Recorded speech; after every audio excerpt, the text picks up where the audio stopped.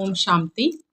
அவ்யக்த முரளி 7/12/1983 அவ்யக்த பாப்தாதா, மதுபன். சிரேஷ்ட பதவியின் பிராப்திக்கான ஆதாரம் முரளி. இன்றைய முரளியினுடைய தலைப்பு சிரேஷ்ட பதவியின் பிராப்திக்கான ஆதாரம் முரளி. இன்று முரளிதரன் தந்தை தன்னுடைய முரளி மேல் அன்பு வைத்திருக்கும் குழந்தைகளுக்கு முரளிதரன் தந்தை மேல் எந்த அளவு அன்பு இருக்குது, மேலும் முரளி மேல் எவ்வளவு அன்பு இருக்குது என்பதை பார்த்து கொண்டிருந்தாங்க. முரளிக்கு பின்னால் எந்த அளவு போதை ஏறியவர்களாக ஆகிடுறாங்க. தன்னுடைய உடலின் உணர்வுகளையும் மறந்து உடலற்றவராக ஆகி உடலற்ற தந்தையிடமிருந்து கேட்குறாங்க. கொஞ்சம் கூட தேகதாரிகளின் நினைவின் உணருதல் இருப்பதில்லை. இந்த விதி மூலம் மகிழ்ச்சி அடைந்தவராகி எப்படி குஷியில நடனம் ஆடுறாங்க. தன்னை பாக்கியத்தை உருவாக்கும் தந்தையின் எதிரில் பல கோடி மடங்கு பாக்கியவான் அப்படின்னு புரிந்து ஆன்மீக போதையில் இருக்கிறாங்க.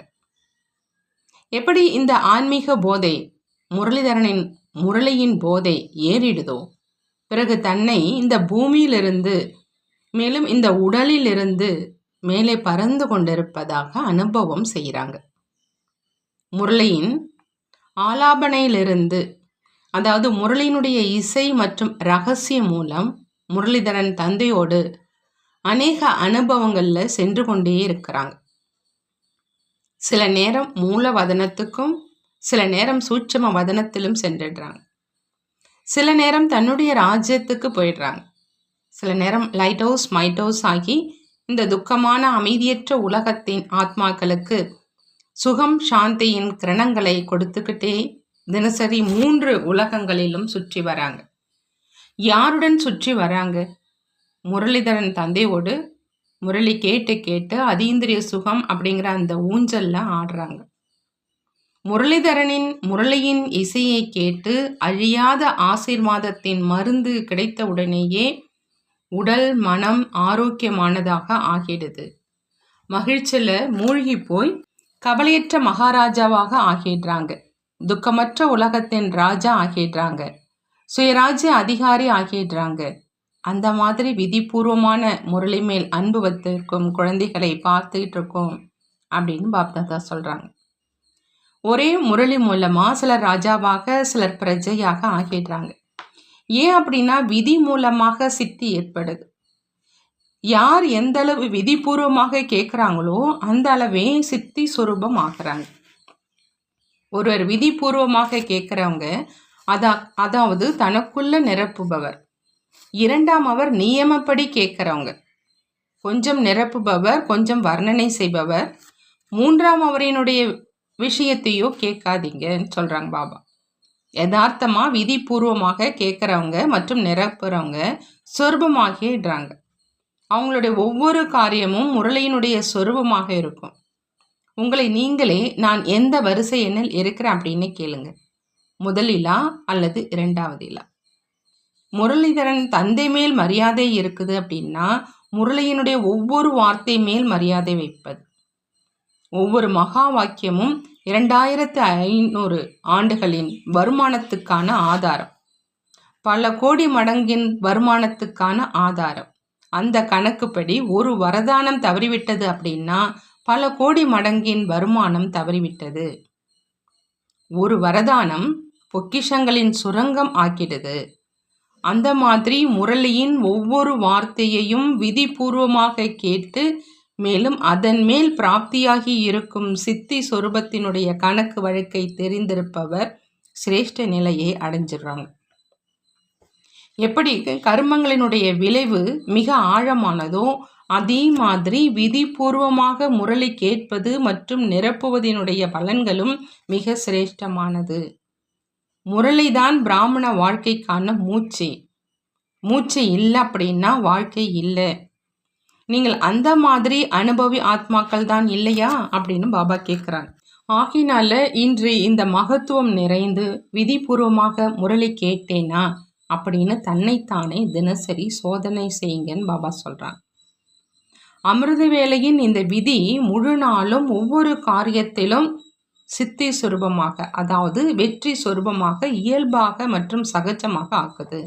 புரிந்ததா அப்படின்னு பாபா கேட்குறாங்க. புதியவர்கள் வந்திருக்கீங்க இல்லையா? ஆகினால கடைசியில வந்தும் வேகமாக செல்வதற்கான வழியை கூறிக்கிட்டு இருந்துக்கிறோம். இதன் மூலம் வேகமாக முன்னேறி சென்றிடுவீங்க. நேரத்தின் தூரத்தை இந்த விதி மூலம் அதிவேகத்தில் சென்றடைய முடியும். குழந்தைகளிடமிருந்து எந்த ஒரு முறையீடுகளும் நிறைவேறாமல் தங்கி போயிடக்கூடாது அப்படிங்கிறதுக்காக பாப்தாதா வழியை சொல்றாங்க. ஏன் காலம் தாழ்த்தி நான் வந்திருக்கிறேன், அல்லது ஏன் கால தாமதமாக என்னை அழைச்சிங்க, ஆனால் முன்னேறி செல்ல முடியும், முன்னேறி செல்லுங்கன்னு பாபா சொல்றாங்க. சிரேஷ்ட விதி மூலம் சிரேஷ்ட வரிசை எண்ணை பெறுங்க, பிறகு முறையீடுகளோ இருக்காதுதான் இல்லையா அப்படின்னு பாபா கேட்குறார். மிகவும் துல்லியமான வழியை சொல்லியிருக்கிறோம். அனைத்தும் தயாராக இருக்கும் நேரத்தில் வந்திருக்கீங்க. தயாராகி இருக்கும் வெண்ணெயை அருந்தும் நேரத்தில் வந்திருக்கீங்க.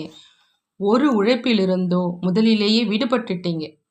இப்போ அருந்துங்கள் மற்றும் ஜீரணம் மட்டும் செய்யுங்கள். சுலபம்தான் இல்லையா அப்படின்னு பாபா கேட்குறாங்க. நல்லது.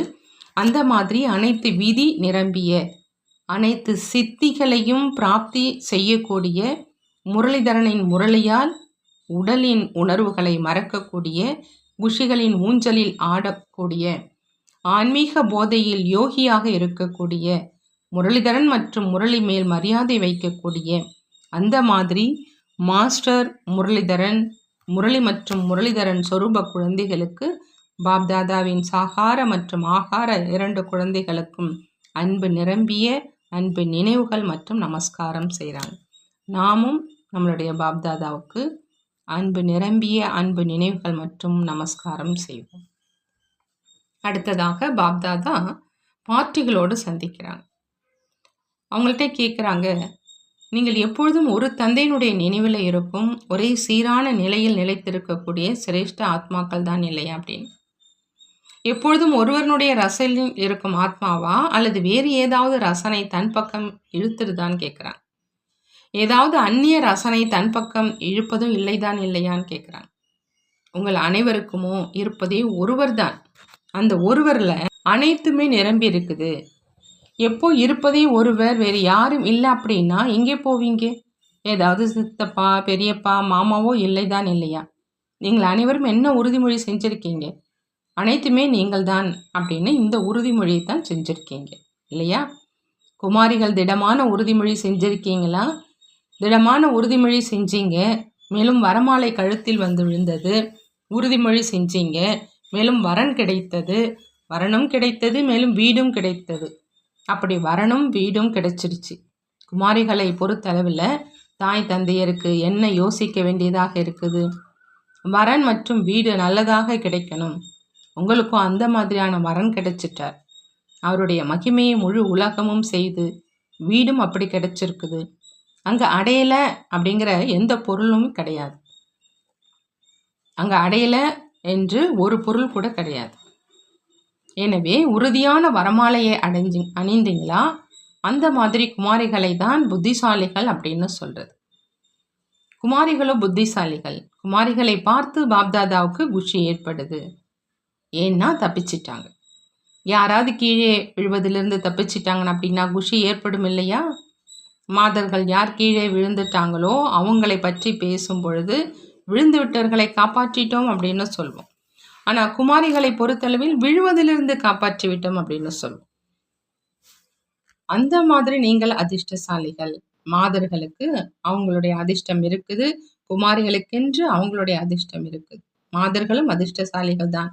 ஏன்னா இருந்தும் பசுபாலனை செய்யும் கோபாலனுடைய பசுக்களாக ஆகிட்டாங்க. அடுத்ததான் பாபா கேட்குறாங்க, எப்பொழுதும் மாயாவை வென்றவர்களாக இருக்கீங்களா அப்படின்னு.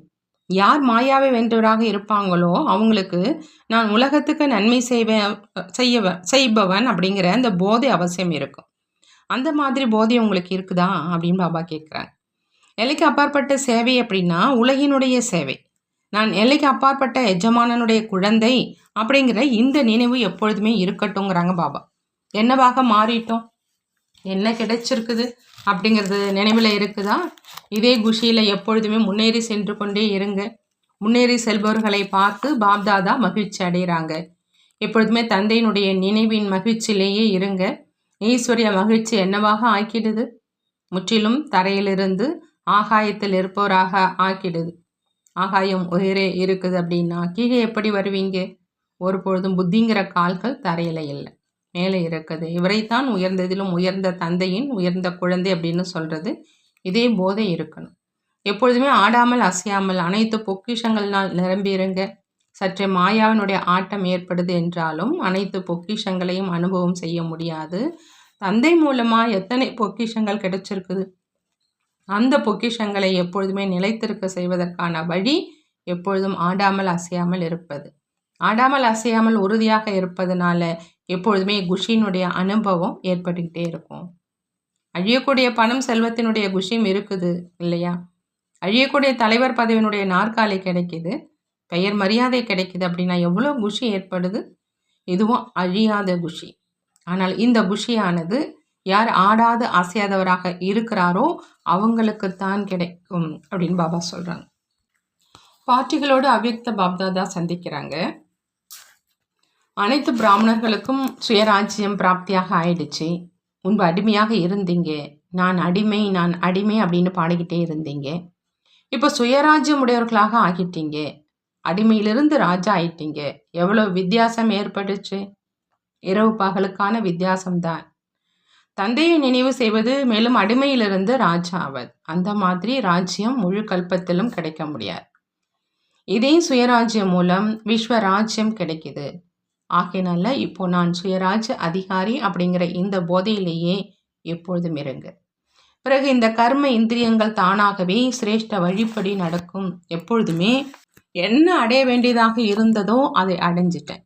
என்னவாக இருந்த நான் என்னவாக ஆயிட்டேன் அப்படிங்கிற இதே குஷியில் இருங்க. எங்கே கிடைத்தேன், ஆனால் எங்கே வந்து சேர்ந்துட்டேன். அவ்யக்த பாப்தாதாவினுடைய மகா வாக்கியங்களிலிருந்து தெரிவு செய்யப்பட்ட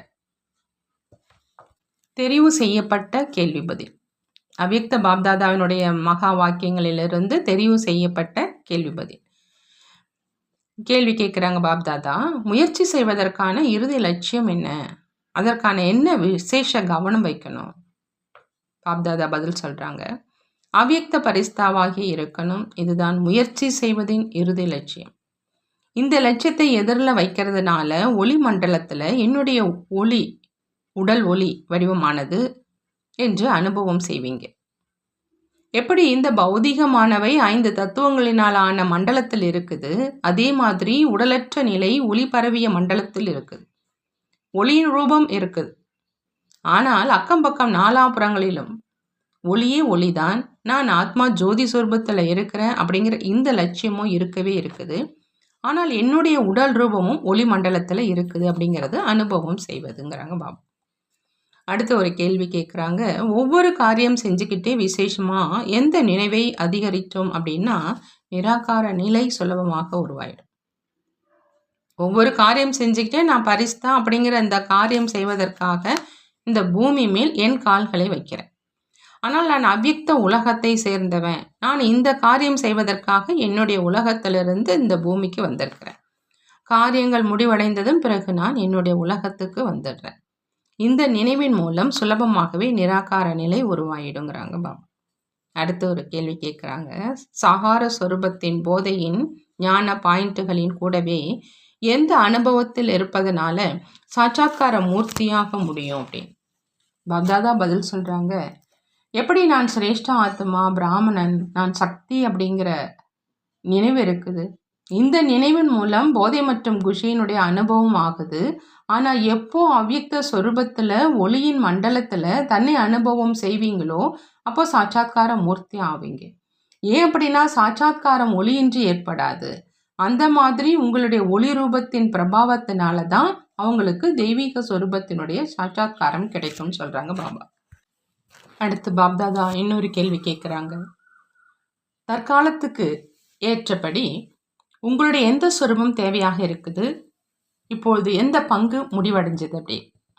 பாப்தாதா பதில் சொல்கிறாங்க, தற்சமயத்துக்கு ஏற்ற மாதிரி உங்கள் அனைவருடைய ஜுவாலாமுகி சொரூபம் தேவையாக இருக்குது. சாதாரண சொரூபம், சாதாரண பேச்சு தென்படக்கூடாது. இந்த தேவி எனக்காக என்ன ஆகாஷவாணி சொல்லிக்கிட்டு இருக்கிறாங்க அப்படின்னு பிறர் அனுபவம் செய்யணும். இப்போ உங்கள் அனைவரினுடைய கோபி நிலையினுடைய பங்கு முடிவடைஞ்சது.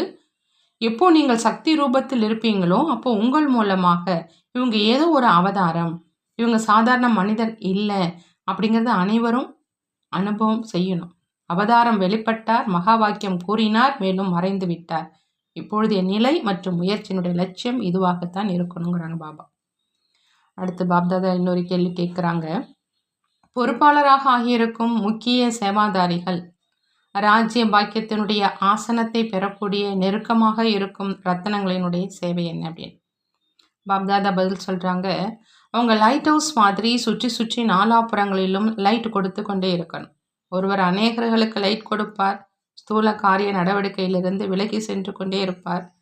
சமிக்சை மூலம் கேட்டார், வழிகாட்டுதல் கொடுத்தார், பிறகு சூட்சும வதனத்துக்கு வந்துட்டார். இப்போ பொறுப்புகள் மற்றும் சேவையினுடைய விஸ்தாரமோ நாலாப்புறங்களிலும் இன்னும் அதிகரிக்கும். விதவிதமான சேவைகள் என்ன நடந்து கொண்டு இருக்கின்றனவோ அவை இன்னும் அதிகரிக்கும் பாபா சொல்கிறான். அடுத்து பாப்தாதா இன்னொரு கேள்வி கேட்குறாங்க. சக்கரவர்த்தி மகாராஜாவாக யார் ஆகிறாங்க, அவங்களுடைய அடையாளங்களை சொல்லுங்க அப்படின்னு. யாரெல்லாம் இப்போ சுயதர்சன சக்கரதாரியோ அவங்க தான் சக்கரவர்த்தி மகாராஜா. யாரிடம் ஒளியினுடைய சக்கரமும் இருக்குது, மேலும் சேவையில் பிரகாசத்தை பரப்பக்கூடிய சக்கரமும் இருக்குது அப்படின்னா அவங்கள சக்கரதாரி அப்படின்னு சொல்வோம். அந்த மாதிரியான சக்கரதாரி தான் சக்கரவர்த்தியாக ஆக முடியும். உங்களுடைய ஒளியினுடைய ரூபம் மற்றும் ஒளியினுடைய கிரீடம் அந்த மாதிரி பொதுவானதாக ஆகிவிட வேண்டும். அது நடைமுறையில் இவங்க ஒளி கிரீடம் அணிந்தவர் அப்படின்னு அனைவருக்கும் தென்படணும்னு சொல்கிறாங்க பாபா. அடுத்து இன்னொரு கேள்வி கேட்குறாங்க. எந்த பயிற்சி செய்கிறதுனால உடல் சம்பந்தப்பட்ட கணக்கு வழக்கு லேசாக ஆகிடும், உடலுக்கும் ஓய்வின் சத்துணவு கிடைச்சிடும், அதாவது தூக்கத்தினுடைய சத்துணவு கிடைச்சிடும் கேட்குறாங்க. பாப்தாதா பதில் சொல்கிறாங்க. அவ்யக்த லைட் ரூபத்தில் நிலைத்திருப்பதற்கான, அதாவது உடலிலிருந்து விலகி இருப்பதற்கான பயிற்சி இருக்குது அப்படின்னா 2-4 நிமிடங்களினுடைய அசரீரி நிலை மூலம் உடலுக்கு ஓய்வினுடைய சத்துணவு கிடைச்சிடும். உடலோ பழையதாக இருக்கும், கணக்கு வழக்கும் பழையதாக இருக்கும். ஆனால் லைட் சொர்பத்தினுடைய நினைவை உறுதி செய்கிறதுனால கணக்கு வழக்கை முடிப்பதில் லைட் ரூபம் ஆகிடுவாங்க. இதற்காக விசேஷமாக அமிர்த வேளையில் நான் அசரீரி மூலம் பரந்தாமவாசி அவ்யக்த ரூபத்தில் அவதரித்து இருக்கிறேன் அப்படிங்கிற அந்த பயிற்சியை செய்யுங்கிறாங்க பாபா. அடுத்து இன்னொரு கேள்வி. மாயாவை வென்றவர் ஆவதற்கான சுலபமான வழி என்ன? மாயாவை வென்றவர் ஆவதற்காக தன்னுடைய தீயவைகள் மேல் கோபப்படுங்க.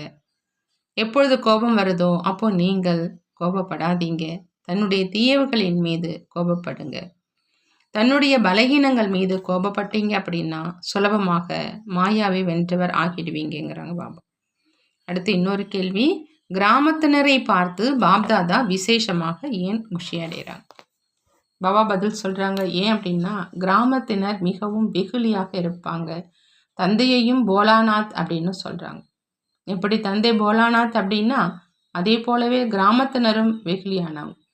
ஆகினால நான் விசேஷமாக போலாநாத்துக்கு பிரியமானவர் அப்படிங்கிற குஷி இருக்கட்டும்ங்கிறாங்க பாபா. நல்லது. பாபா வரதானம் கொடுக்குறாங்க. அமைதியினுடைய சக்தி மூலமாக புது உலக ஸ்தாபனைக்கு பொறுப்பாளராக மாஸ்டர் சாந்தி தேவாக ஆகுக. மாஸ்டர் சாந்தி தேவாக ஆகணும் அப்படின்னா பாபா சொல்கிறாங்க அமைதியினுடைய சக்தி மூலமாக புது உலக ஸ்தாபனைக்கு பொறுப்பாளராக ஆக. அமைதியினுடைய சக்தி சேமிப்பதற்காக இந்த உடலிலிருந்து விலகி அசரீரி ஆகிடுங்க. இந்த அமைதியினுடைய சக்தி மிகுந்த மகான் சக்தி. இதன் மூலம் புது உலகினுடைய ஸ்தாபனை ஆகுது. யார் சப்தத்திலிருந்து விலகி அமைதியினுடைய ரூபத்தில் நிலைச்சிருப்பாங்களோ அவங்க தான் ஸ்தாபனை காரியத்தை செய்ய முடியும். ஆகினால சாந்தி தேவன், அதாவது சாந்தி சொரூபமாகி அசாந்த ஆத்மாக்களுக்கு சாந்தியினுடைய கரணங்களை கொடுங்க. விசேஷமாக சாந்தியினுடைய சக்தியை அதிகப்படுத்துங்க. இதுதான் மிகப்பெரிய மகாதானம். இதுதான் அனைவராலும் விரும்பப்படும் மேலும் சக்திசாலியான ஒன்றாகும் சொல்கிறாங்க. ஸ்லோகனில் பாபா சொல்கிறாங்க, ஒவ்வொரு ஆத்மாவுக்காகவும் இயற்கையாகவும் இயற்கைக்காகவும் சுபபாவனை வைப்பதே உலகத்துக்கு நன்மை செய்பவராவது. உலகத்துக்கு நன்மை செய்பவராக ஆகணும் அப்படின்னா ஒவ்வொரு ஆத்மாவுக்காகவும் இயற்கைக்காகவும் சுபபாவனை வைக்கணும். நல்லது. ஓம் சாந்தி. நன்றி பாபா, நன்றி.